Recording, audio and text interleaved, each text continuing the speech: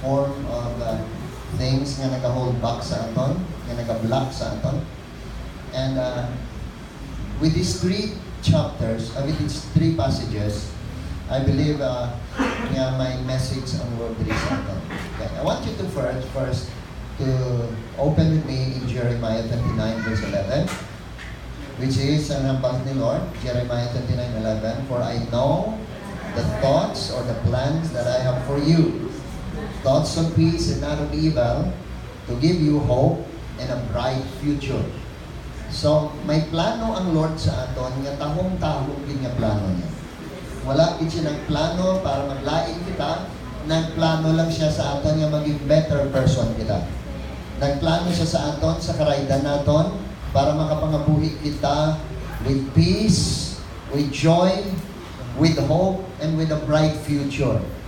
Bilang ginikanan naton, our Heavenly Father, He has the best plan for all of us. Kag ang plano niya, hindi lang siya nagplano sa aton sa time nga ginbunan kita. I thank God that He had already planned everything even prior sa aton birth. Okay, Isaiah 46 verse 9 and verse 10. Ang ambal diri, Isaiah 46 verse 9 and verse 10, "Remember the former things of old. I am God and there is none else. I am God and there is none like me." Ang ambal niya diri, siya ang Diyos, wala gid siya sa katulad. He is the only person nga wala gid sa katulad. Verse 10 ang ambal niya diri, "Declaring the end from the beginning, and from the ancient times, the things that are not yet done, saying, my counsel shall stand, and I will do my pleasure." Ang kataong pala diri sa passage nga ni, ambal ni Lord, nga antes niya kita kuno iporma sa aton niya sa tiyan ni nanay ta. That means prior sa imong existence, you have already existed.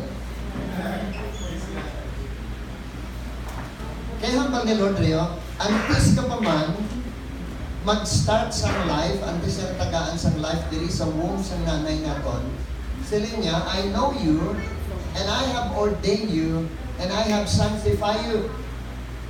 Imagine nyo, wala pa kamo sa dinahong-dahong, wala pa kamo nag-exist physically, wala pa kamo ginplano sa inyong mga ginikanan, sa inyong parents, kilala na kamo ni Lord. Imagine nyo ba na kung how special you are. Hindi ka lang yapo, you are so special, kaya ginpatinan ka na ni Lord prior pa sa pagpusong ni nanay mo sa'yo. I don't know kung diin ka. Antes ka ibusong ni nanay mo. May harap na wonders.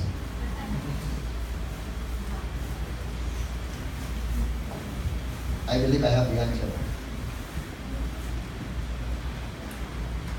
Prior sa iyong existence dira sa tiyan ni nanay mo, you came from God Himself. Hindi bala ang kabuhi ni Adan di nagalin. Paghuyop sa iyang ilong, that means every one of us came from God. Ang balay mo katupag, wala sa nagalin sa demonyo. Everybody came from God. Everyone started with God. Wala ka nagtuhaw pa sa tiyan ni nanay mo, kilala ka na. Kilala ka na ng Lord. Ma'am, kilala ka na ni Lord. By the way, ang mother galing, beautiful mother ni Lester, is over there. Ma'am, pwede ka lang naman. Welcome you, ma'am. Thank you for coming. Mick, would you please stand up? To be acknowledged. Friend nila Laika kanya ni Bel. So, imagine how special you are. Nga hambal ni Lord, antis ka pa man, ibusong ni nanay mo, balaan niya na kung ano ang end mo. In-design niya na, balaan niya na, kay naghalin ka sa Diyos. Because everything starts with God. Hambal sa Bible, in the beginning, God created the heavens and the earth. ang earth nagalin sa creation ni Lord. Kag ang lawas nato nagalin sa creation ni Lord, pero ang life nato nagalin kay Lord.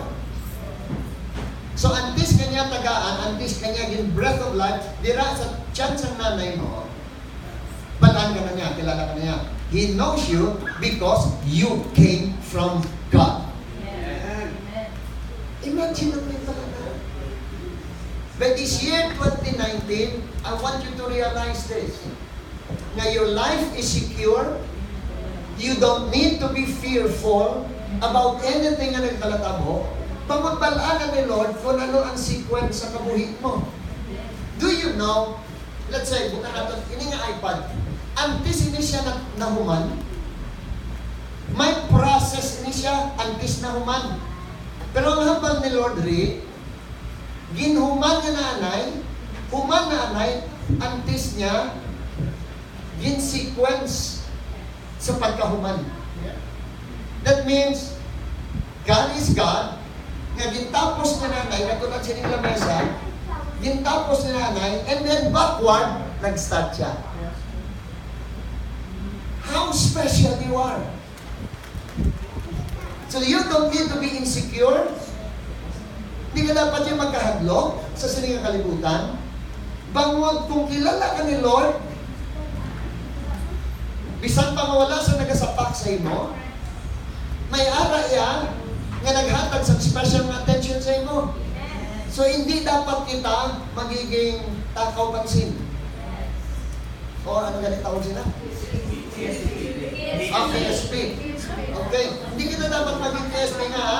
Kaya may nagsapak na sa aton ang pinaka-the greatest in the universe. Siya ang naghingalan sa imo. Hindi na ordinaryo. Hindi na siya ang plano. Nangalan ko Antonino.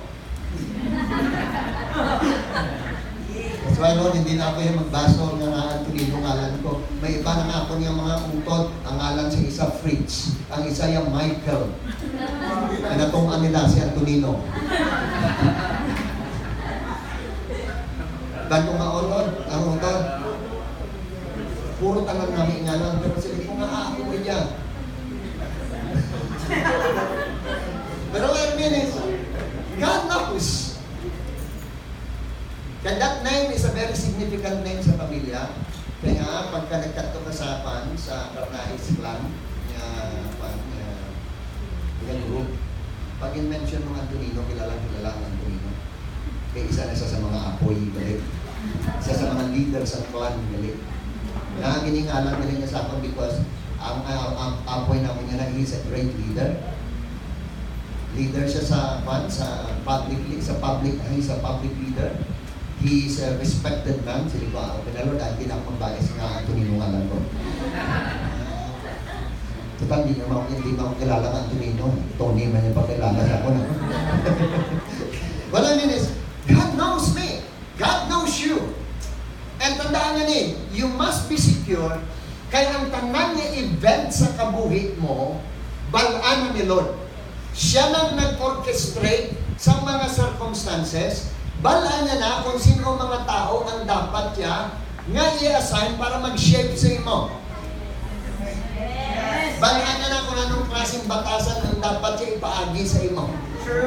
Balaan niya na kadaan nga dapat ma-shape ang imo yung personalidad through this kind of personalities nga gin-assign niya na sa imo. Tandaan niyo ni, may mga tao nga assign nga very meek sa imo, very gentle sa imo. May mga tao man niya nga inassign nga very harsh sa imo. May mga tao man niya nga isaya nga very painful man ang dating nila sa imo. But tandaan niyo ni, it is God Himself nga nag-assign sa mga tao. Hindi pagbasura si Lord. Kay balaan niyo na, kay hambang niya, humana ng imong kabuhi, and therefore pasalamatan mo Lord, katulad ni Earl. But dapat din siya magpasalamat. Kaya nga, through that sa batasan sa mga niya, may joy sa subong. Kadamo sa mga negative, but here comes naging victorious siya. Because when there is battle, there is victory. So tandaan natin niya, do not be ever retain any kind of thing in the year 2018. You must have to have an understanding nga ang Diyos mismo ang nag-orchestrate sa tanan ng mga circumstansya sa imong buhay. Kaya na dito sa may Gimbal, I was surprised kami isa kami naging pamamiyuan Ang namin pa niya mga anak mo niya na, nagdako ng tiyan, nagabok na, daw 8 months old, ang paa niya naghabok na siya, gintaningan na siya, sila niya nga, you have only a few months to live, kag mapatay ka na, nagkanto siya sa albularyo, nagkanto sa pambihin, sa hospital man, wala na siya tsansa. Ang nambal sa iya, sa isa ka member, sila niya, isa na lang ang tsansa mo. Bumalik ka na sa Diyos. Kaya ang Diyos man na nag-create sa imo. And so we prayed for that man, we lead him in sinner's prayer, nagbaton siya sa Ginoo, kaya na nagpatuod siya. Sila niya, hindi na siya pa ang tiyan niya, nagpupos na, wala na hapok dire, buhi na siya, kag wala na taning buhi niya, kabuhi niya. Wala pa naman. Sila ko sa iya, you know kung nga ang nag-abuto sa imo, kaya nga, ikaw nga mismo, sa imo nga bibig, mabatian ako nga wala ka nagapati sa Diyos, di subong kapati ka na. That circumstances, in-orchestrate ni Lord, in order for Him to be given a chance para makabati sa pulong sa Ginoo. Ano ba ko sa iya? Hindi lang ikaw ang inaplanuhan sa Ginoong aluwason, pati na ang imo pamilya. Kaya naman sa Bible, kapag isa naluwas, bilog ng pamilya, ginasakop na ni Lord. So, kung di makaluwas sa imo pamilya, subok ang mo, sa panay na ni Lord.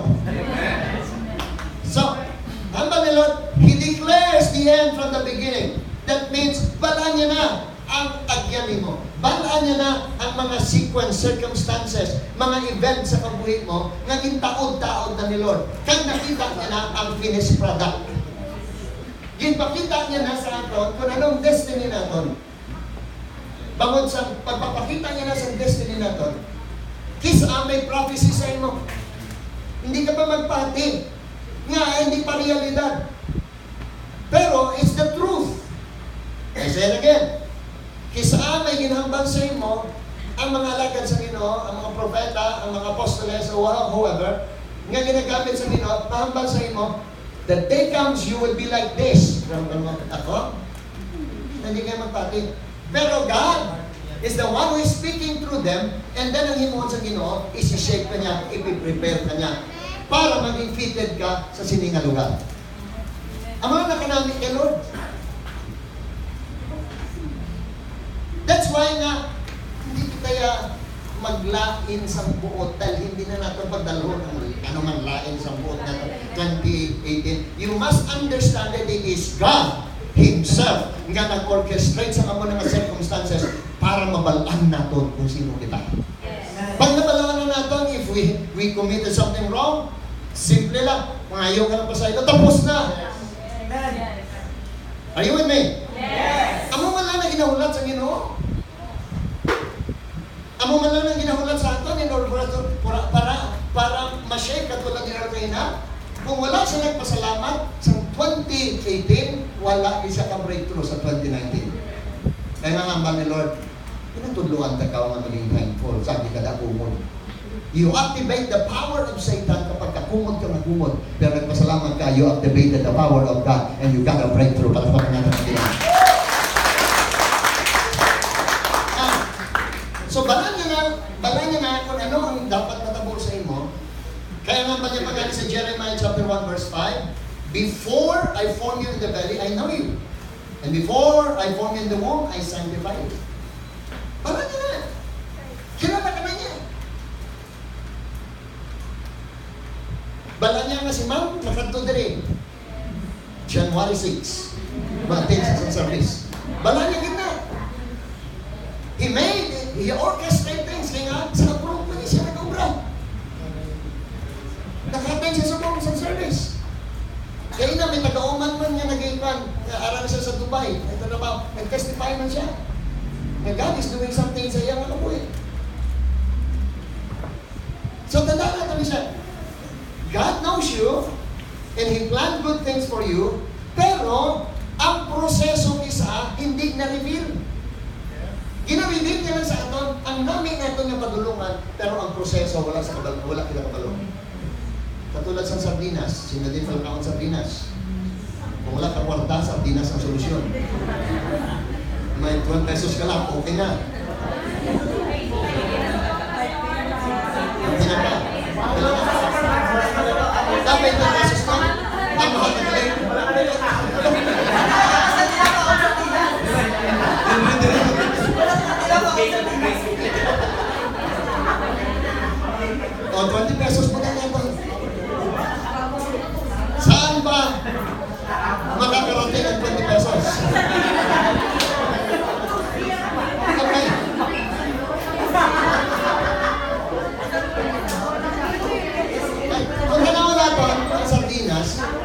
Di ba na? Namin na yung magbakal kita 20 pesos sa sardinas at sa Changi. Pero wala kita kabalo sa process. Damo sa mga tao na involved sa process. Una, ang mga isda, ang baruto, ang net, na nagdakop sa iya. Imagine natin niya, pagkatapos ay madakop na, dalhon na siya sa dito sa manufacturing. May involved naman dito ang mga taga-himbis, ang taga-utod-ulo, taga-utod sa ikog, sirik.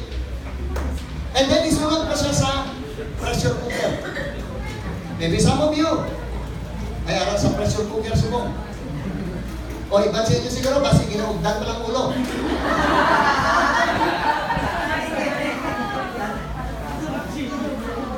We are in the process. Tulungan niyo ba na? Ang pinaka-ultimate nga purpose sa isda ka na is to become sardinas. Okay? So, nasa pressure cooker, amot kung pila ka oras ang pressure cooker, hasta tulaan mo, humok mo. The day comes, you will never be used. Hindi ka pwedeng i-market ni Lord. Utob yan ang tulaan mo, hindi nagumok. And then, ang ginahin mo pa, involved pa rin, hindi lang ang taga-pressure cooker, kung hindi ang mga sa packaging. Na-involved siya sa kanin. Butangin sa kan. Pero antes si butang sa kan, sarsahan ano. Amo na mga flavoring. Amo na ang pampanaming na lasa ng mga sardinas. And after that, sarhan, ang lata, then butangan nga lang. And then ang ka, isabi. May process ang ginahimo sa Ginoo sa aton. Pero ang bala niya na, the end result lang ang gina-reveal niya sa aton. Kaya nga, very exciting. Ginamba na sa aton, magiging victorious ka. Ma-accomplish mo ang imoya na destiny. Matuman mo gidya ang panananawan ni Lord. Natandaan niyo ni, any destiny nga set sa aton ni Lord, hindi na aton, iya na iya will sa aton. Hasta nga mabaluan, ginapabalo niya sa aton, and we will learn to like it. Naman na siya kanami kay Lord. Kaya ginapabalo niya na, ginaanon siya ka na, kung magiging ano ka. Sometimes, ginapakita niya sa aton through dreams, through vision, sometimes through prophecy, sometimes magabasa ka sa Bible, or sometimes heart-to-heart talk ni Lord. May nabasahan kang aktulan siya. Sometimes, may mga arang na conversational prophecy. Wala ka kabalong istorya, dahil lang mo, pero nagmi-minister ka ito sa iya, itong kinahambang mo. So there are a lot of times and things kung paano yan nagmi-minister ang Lord sa aton. Kagluyag niya, may balungan niya, naton, ang ultimate plan and purpose niya sa aton, kay wala gid siya nagplano sa kalaitan. Karaydan, walang gid ang plano ni Lord. Pero ang katahong siya mo ni, bakit gitagaan niya kita sa aton niya nga will. The only thing niya na hindi niya ginkuha sa aton ay ang aton will to obey and will to disobey Him. Pwede natin matuman na siya by obeying, by submitting sa will and purposes ni Lord. O either pwede natin ma-destroy na siya. Gitagaan kita sa will for us to submit our will to God. That's why kung kaysa, katulad niya, no? Katulad ni Jonah. Si Jonah, luyag niya, nga medyo lumayo sa Ginoo, may plano siya na iya mo. Anong plano niya? Hindi siya magkanto dito sa Nineveh, magkanto siya sa Joppa. Magkanto siya sa laing nga lugar. May plano sa iyang Lord. Pero as much as possible, God orchestrate the circumstances para makapanambalik na siya. Grasya na ni Lord sa ato. All of us are failures without the guidance of the Holy Spirit. So we need to submit our will to the purposes of God by obeying the voice of God. Sometimes, nag-intervene siya sa atin by dreams. Sometimes, kung wala kita nagapamati, sometimes He tap other people para yung magpuhit sa atin. Sometimes, during our sleep, God took advantage of that, kag ginapadamgo niya kita, kag nakikipag-istorya sa atin. Now, tandaan na, He His purpose and His will is good. Wala gisa sa plano as long as you submit to the purposes kag sa design ni Lord. Natandaan natin niya siya. Allow ourselves to be playable. 7 minutes, playable. That means, pwede ka balaya na maliso-liso ni Lord. Di ba ang clay ay, kuha na siya, playable na siya sa kamot, sa pattern. Now, what I mean dili is this. Bangod balaanan ni Lord ang right, ang purpose, ang plano niya, ang destiny ni mo. Luyag niya na you work hand in hand with Him, you need to cooperate with Him in order na matapos niya siya. Katandaan niyo ni, man has power here on earth na pwede niyang i-veto ang Lord kag pwede niya man i-allow ang Lord. Tandaan niyo na, diri hambal sa Genesis 1:26, God has given man authority and power here on earth. That's why ang hambal niya, kung anuman pahanugutan naton, pahanugutan niya. Anuman dumilian naton, dumilian niya. That means kapag allow mo siya sa plano niya sa imong kabuhi, then He is authorized na magdala na siya sa imo. Sometimes inspire ka niya to do something. Isa may gina-inspire siya na katuan niya sa katao. Sometimes gina-inspire ka niya na mag-fast. You need to fast. You need to submit to that feeling. Kaya nga, may inughambal sa imo ng Lord ang very special during those days na ginapapast ni Lord. E luyag niyang mga maging so much attentive ka sa iya. Para wala sa sansamong, wala sa sang distraction. He wants your mind, your heart, your will, your emotion to be centered alone sa inughambal niya sa imo because He has a purpose and plan for that. So kung ginapapast ka, mag-fast ka na, dali ka na magbulat niya nga, manawag si Pastor Tony mag-fasting. Pagka ginalead ka sa ginawa mag-fast ka dyan nga, this is a special dealing sa Holy Spirit because He wants to guide you and lead you into a place na gin-design sa inyo ni Lord. Kaya matahumin na siya. Tandaan nyo ni, wala sang tao na naginulsol na nag-agree kay Lord sa plano ni Lord. Pero damo isang tao na naginulsol na they do their own will. They do their own thing. Because when you do that, kasakitan lang ang kalatuan natin. Okay. Now, bangon amo na siya. Siling ko na sa inyo, God orchestrate certain things, hindi natin plano, sometimes hindi natin gusto, hindi natin luyag sa support, pero maayon na sa atin. Let me deal with you according sa mga pagkaon. Ang amargoso, mapait na siya, pero namit na sa inyo. Hindi man naluyag. Sino na may andayan, pagka-taste mo sa amargoso, mahanggang ka, wow, praise the Lord, namit. Wala din. Ang pait na nga, hindi po. And sa kaka-try and try, and then later on sa mo, ito namit na yan. Nanamihan ka na. Naanad ng imong taste buds, sa pait, kang ginapangipangita mo na. Sweets are good. Pero kung puro sweets lang ang kinakaon mo, temprano ka pa na madula diri sa kalibutan. Hindi mo matatapos ang will and purpose ni Lord kung puro sweet lang. Listen to me. Kung puro lang encouragement ang mabatian ni mo, puro lang tamis, puro lang praise ang mabatag mo, hindi ka niya magtubo. Tandaan mo niya, magiging spiritual diabetes ka. That's why nga may balance eh. That's why nga sari-sari ng mga personalidad, sari-sari ng mga tao, ang ginaalam ni Lord na mag-shape sa ating kabuhi. Ginaalam ni Lord ang certain ng mga circumstances niya because He knows that is best for us. Now let me give you an example in the life of Joseph. Si Joseph, ginhatag sa iyo ni Lord ang plataforma ni Lord.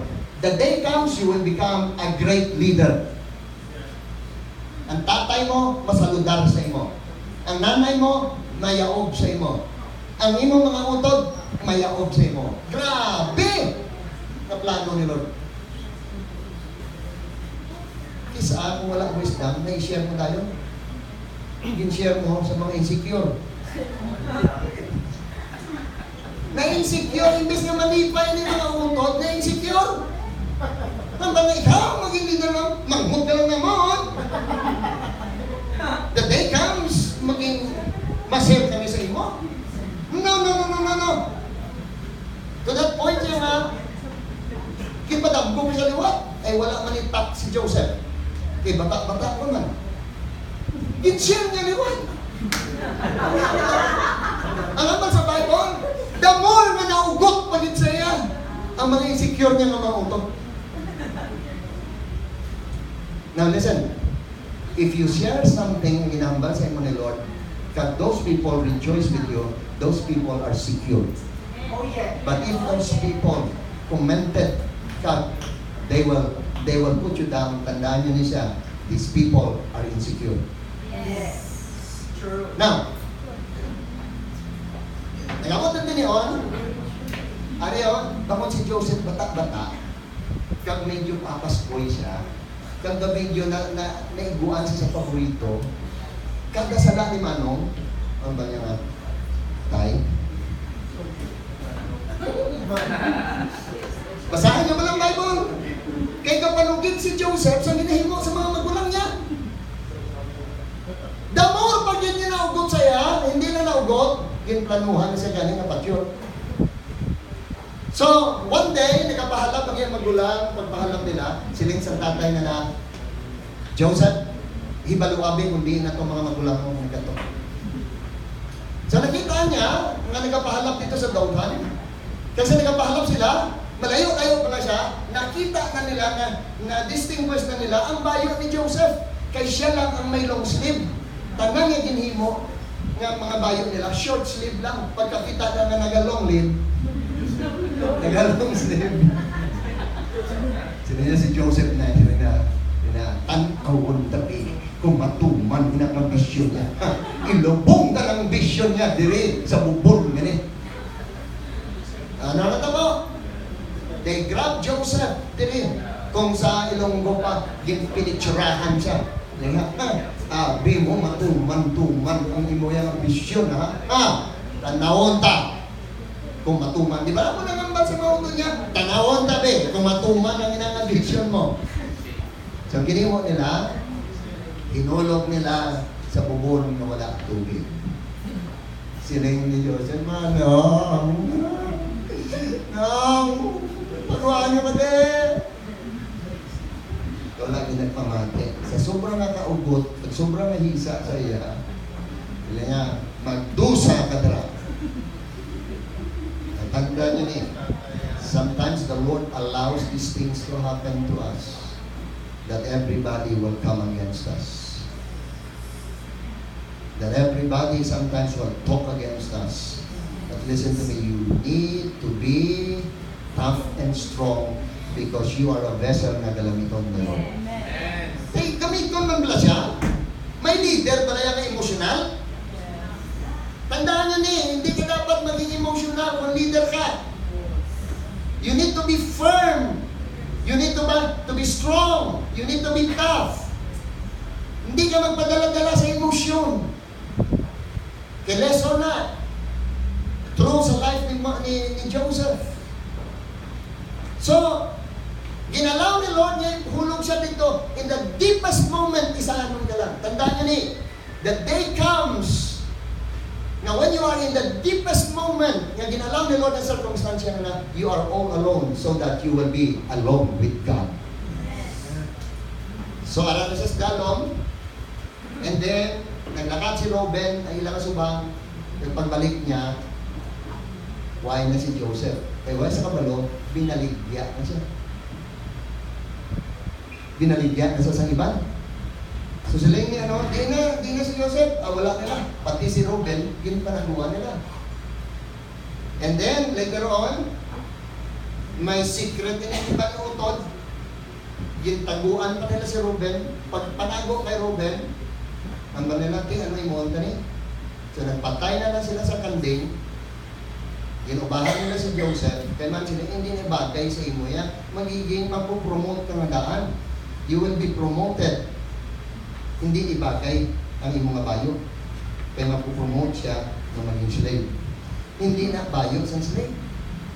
Because that is a clothes nga ginawear sa mga dungganon. Pinalangga ng kabataan. So, ano tabo? Nagkuha sila sa kanding, binasa niya, gintumuoy nila itong kan sa dugo sa kanding, kagin padala kay Jacob. Aha, yung tatay mo lang inalungkong, sakit na ipusuon eh. Kaya may mga hukos-pokos ng inimo ang iyang mga kabataan. So ano to po? Ang matong ginpagawa nila, God allows it to happen. And then sino sa pagkabot dito, sa ginbaligya sa, imagine mo, ang mga pinakamalapit mga utol, natandaan nyo ni, hindi disgrasya kung sabihin kaging panganak na pamilya. Si Lord ang nagpili sa nanay mo kag tatay mo. Salamat lang wala kaging palapos dito ya sa buho, sa kawayan. Gimpaagi kayo sa mga tao. And those are the best vessel na agyan mo. Kaya isi-shape up ka ni Lord, may ara siyang plano sa imo, nga aging paagi ka na, nga hindi dito sa ibang nga vessel.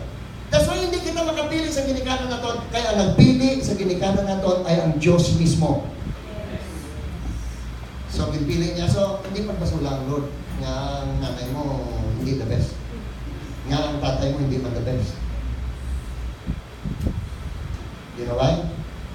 Sa mata ni Lord, sila ang the best. Balay mong tupad.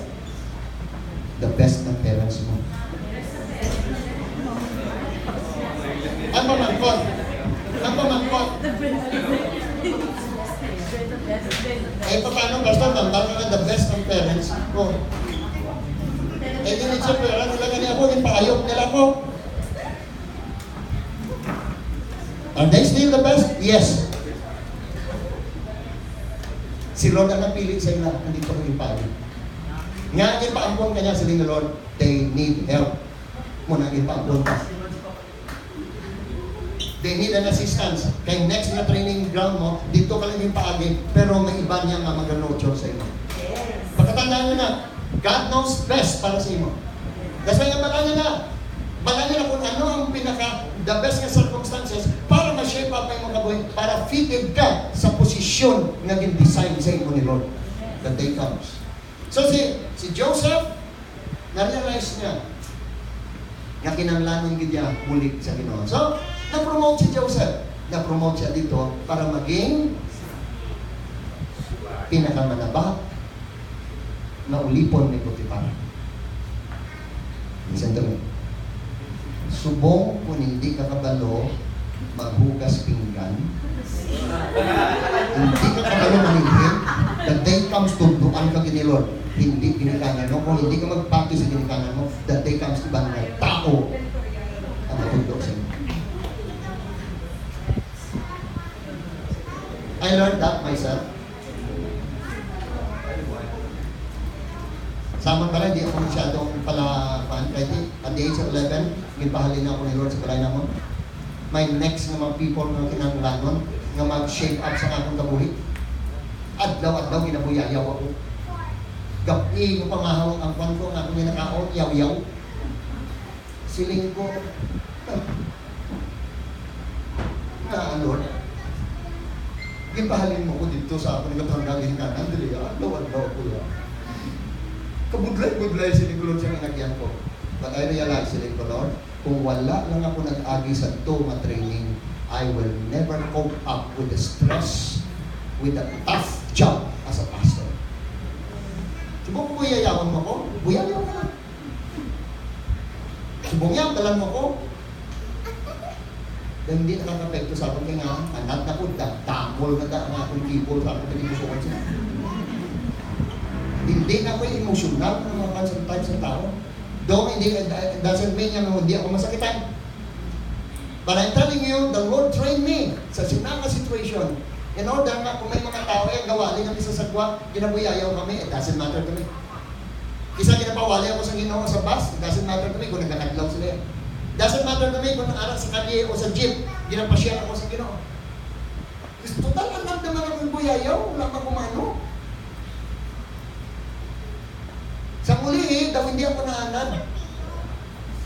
Sang dayaw. Amo na lang daw medyo, kasi pinadayaw ko kasi, daw hindi kakabaton. Kaya nga, naanad ako ako, nga ginayaw-yaw, nga ginabuyayaw. That's why hindi ako naanad yan nga pag ginayaw mo. Daw nagkakagito ko, hindi naman. And you know, si Joseph, in-train siya dito kay Potiphar. Intutuan siya na maging sulugong higit. Listen to me. If God is calling you, your title will become the servant of God. That means dapat you have the concept of a servant. Nga wala reklamo, bisan anong budlay ginapahimo sa amo mo, you should do it because you are just a servant. If you want to be used by God, then be ready. Nga bisan anong nakabudlay, himuan. The same kung kaysado, dahil imposible sa mga ginapapahimo sa ako ng Lord, wala ko mahimo, yung mata ko, yes Lord. Tinaanak naman ako masubukan mo. Sa akong balay, akong pinakamanaba. Ako yung taga-sagop sa nilayang akan, sa nilayang ilang paligo. Pila ka-drum ang ginapunta ko sa ano, at the age of 14. Tagapaglaba ako. Napasaran ko man yun, nagapaglaba ako. Pati ang panty na may regla. Kasado na ko dala. I was trained to the lowest kasngapan. That's why sa akin, it doesn't matter. Ay, dahil nga nagapangilay ko, dahil pastor ko yan po. It doesn't affect my isa na nung ginayin mo ko, because I know who I am. Because it doesn't matter who I am, it matters kung sino ang nag-aubod sa akin. Ang una importante. So si Joseph, in-train din siya yan. That's why nga subong pala kung di ka baloy ang magpuna sa mga yako, learn na.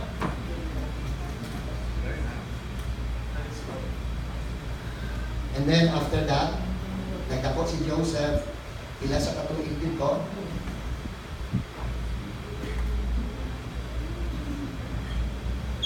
naging gwapo si Joseph. Sa unang ang iyang pandrita o balahibo lang sa puring, naging balpasarado na siya. Gwapo na siya hanggang himan na himan. That's why the next step is to test naman ang area sa iyang kabuhay in the areas of immorality. Immorality niya. In-test si Joseph, kag si Joseph ay nakapasar. Kaya nga, in time sa tukso, nalagyo siya. That's why na, sa lahat ng kanta, ang kanta lang ako, tukso, layuan mo ako, hindi na iran. Kaya yung tukso, nagapalapit kid. Ikaw ang dapat malagyo. So, lalayo na ako. Dapat, o tukso, lalayo na ako.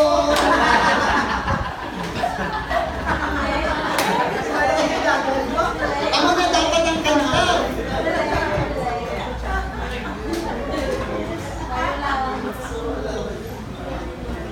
And so, napasara niya, pero God orchestrate again ang panibagong test sa iya, which is false accusation.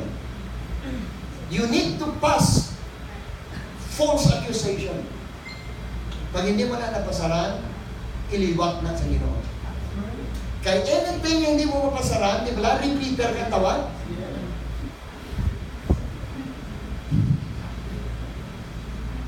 You will repeat it again and again and again pag hindi mo napasaran. So kung gusto mo kapasar tayo, pass that examination. Si Joseph, napasaran niya. Wala din siya nagtingin-tingin. Yan ang balansya nga. Luyag ako malugusan ni Joseph. Wala na siya nag-reason. Pinpabayaan siya. Ay prison. We don't know kasi tinampak ko ni Potiphar. Pero tandaan niyo hindi mapopromote si Joseph dito sa prisuhan kung hindi natabo ang false accusation. And sometimes if you were falsely accused, daw ara ka sa sulod prisuhan. Eh kung kaysa daluyag, mugid magkuha. Pero hold on, be patient. Because may Diyos nga nagatanaw, kag may Diyos nga napan. Tulukan niyo pala, si Joseph, luyag niya na i-shortcut. Siling niya sa butler, sa baker, sa butler. Gin ko niya, gin-interpret niya ang dream, kag siling niya sa butler, abi, Kung makagawa ka di, unti-kunti man to sa kayaruan, para makagawa mo ko di. Now listen to me. Si Joseph, tuyag naman i-shortcut ang dealing ni Lord. Pero naman sa Bible, another 2 years pa din. Kasi ni Lord, isa shortcut mo, duganan kong duhan. So, natabo, si Joseph, na-retain pa niya po dito sa kan, and he learned the best way to manage ang gamo-gamong nakabuhit dito sa prisuhan. He had to pass that. God orchestrated in order for him to pass it. Kaya magiging administrator siya sa bilog ng Egypt. That's why gina-assign siya sa gamay na assignment dito sa prisuhan. Now listen to me. If you will not pass ang certain situations sa kabuhay mo, you will never go up. Yes. Okay? Liwat sa Ginoo, maamo ng level, ipapasar sa inyo ni Lord.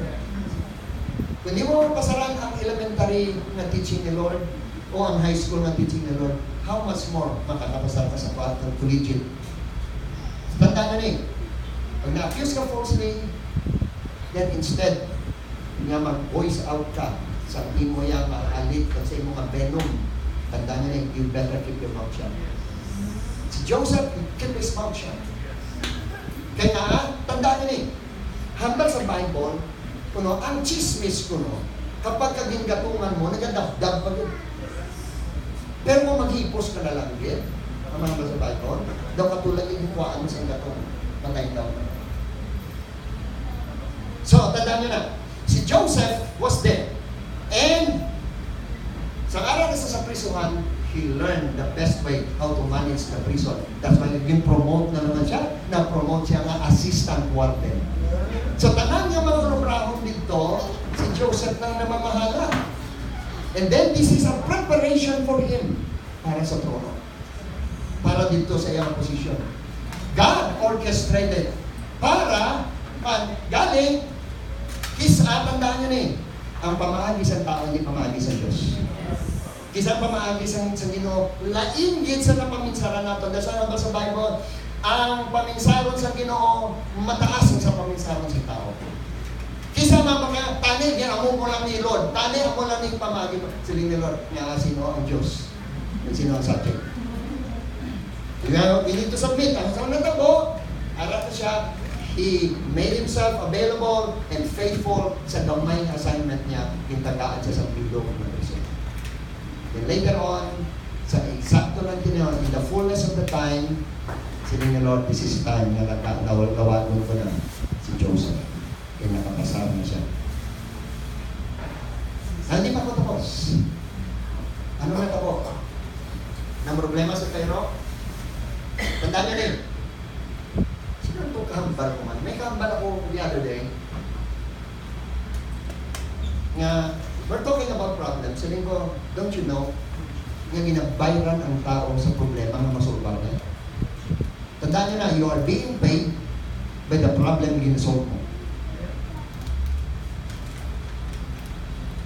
Kung ang problema ay higong trabaho na siya sa janitor. Yan ang janitor ginabayaran sa iyang serbisyo. Pero kung ang imo yung problema is in the legal matter, attorney mason, ang attorney's fee naman ang ginabayad mo. You will be paid by the problems na imo yung ginasolve. So si Joseph is rewarded by God with the problem na nasusolve niya. So, ginsolve niya ang problema sa butler, ginsolve niya ang problema ni Pharaoh, which is anong problema nila? Nakadamgo si Pharaoh, na may 7 kabaka, nga pwerte katambok.